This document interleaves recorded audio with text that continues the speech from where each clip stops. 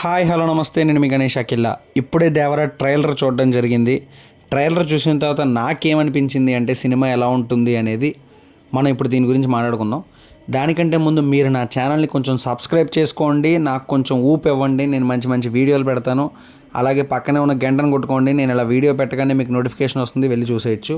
And మనం ఇన్డెప్త్గా ఇప్పుడు trailer గురించి మాట్లాడుకుందాం.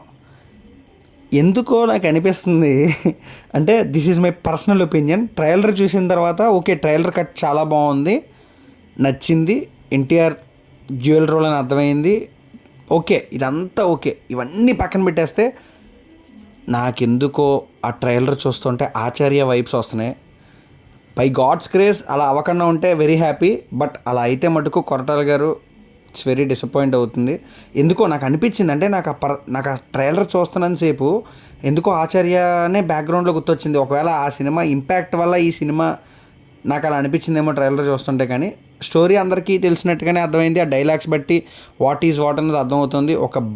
అదేంటిది ఆ స్టోరీ అంతా బట్ ట్రైలర్ కట్ పరంగా చూసుకుంటే only the based on trailer cut చాలా బాగా కట్ చేశారు. ఎలా అయితే చూపించాలనుకుంటున్నారో అది బాగా చూపించారు. ఎన్టీఆర్ పర్ఫార్మెన్స్ కూడా బాగానే చేశారు, ఆయన బాగా చేస్తారు అనుకోండి. అండ్ మ్యూజిక్ బై అనిరుద్ధ్ కూడా చాలా బాగానే ఇచ్చారు ట్రైలర్ వరకు. డైరెక్షన్ బై కొరటాల శివ గారు కూడా హీ నెయిల్డ్ ఇట్ అనిపించింది. బట్ సినిమా 27వ తారీఖు సెప్టెంబర్ రిలీజ్ అవబోతోంది. వీ హోప్ సినిమా చాలా బాగా ఆడాలని నేను మనస్ఫూర్తిగా కోరుకుంటున్నా. రాజమౌళి గారి సినిమా తర్వాత సినిమా ఫ్లాప్ అనే రికార్డు దీంతో బ్రేక్ అవ్వాలని కోరుకుంటా. ఈ సినిమా హిట్ అయితే కొరటాల గారు కూడా మంచి కంబ్యాక్ ఇస్తారని నా feeling. Okay, will wait and see what will happen అన్నది.